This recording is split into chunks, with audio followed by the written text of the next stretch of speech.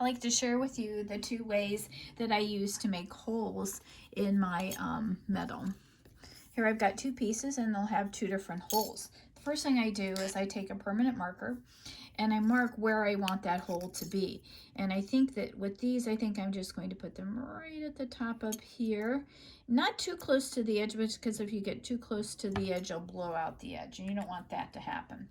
So the first piece of equipment I have, these are hole punches for metal. They're specifically made for metal. These I have in two sizes, in the 1.25 millimeter and the 1.5 millimeter.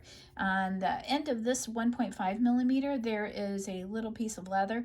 I use that so that this part of the punch doesn't mar the metal. So I kind of like using that. So I'm going to start off by sharing this with you. So what I'm going to do is I'm going to take this where I put that little mark, and I'm just going to give it just a little bit of a punch.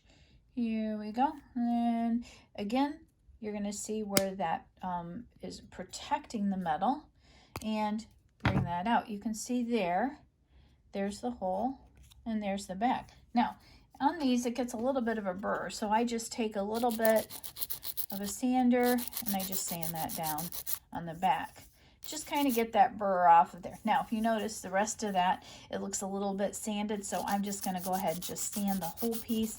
Just kind of give it a nice satin look on the entire piece, because I don't want that to just, oh, hey, look, that little sanded part's there. So I just give it I give it once over, and I probably would do that a little bit further. So that's the first one that I would do. And then the second one I do, here I have my mark, and I have a steel bench block, and that what I want to do is I want to make a little divot in that so that I'm going to drill. And what I have here, let me just show you this drill just briefly. This right here is like a micro mini drill. It's a very small, drill press.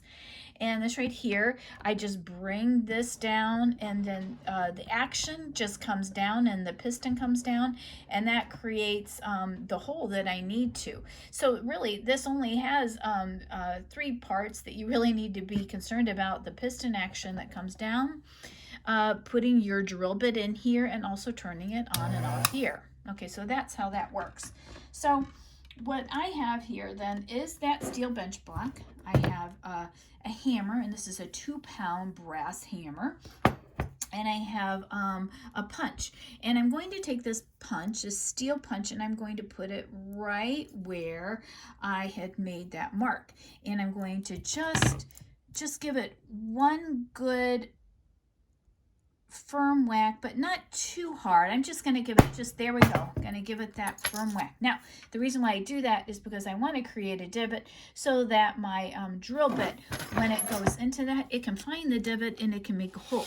If you've ever used a drill in a place where there's no divot, your drill just kind of skitters all across the metal, and that's not good. So what I'm going to do is I'm going to just hone in on this right here. I'm going to take a little bit of lubricant. This could be beeswax, or it could be a commercial drill bit lubricant. I'm going to put that on there, and I'm going to bring my drill all the way down to where that divot is. That way I'm kind of lining it up. I'm making sure before I turn my drill on that I put on my safety glasses. And the reason why I want to do that is because these guys will fly. I promise you, they really will fly. I'm holding this with 2 fingers firmly down so that it's not going to move and spin on me. So again, I'm just going to check to make sure. I was off just a little bit, so I'm glad I checked. Okay, so there we go. We're right where we need to be. I'm going to turn on the drill. I'm going to come down and go all the way through. Now, if you noticed, I had a piece of black right down here at the bottom, and this is nice because that means I can drill as much as I need to drill. It goes all the way through. Again, leaves a little bit of that burr. I'm just going to take a file, and I'm going to file that down. And there we go. There you have it. So here are the 2 holes that were created in different methods, and those are the methods that I use.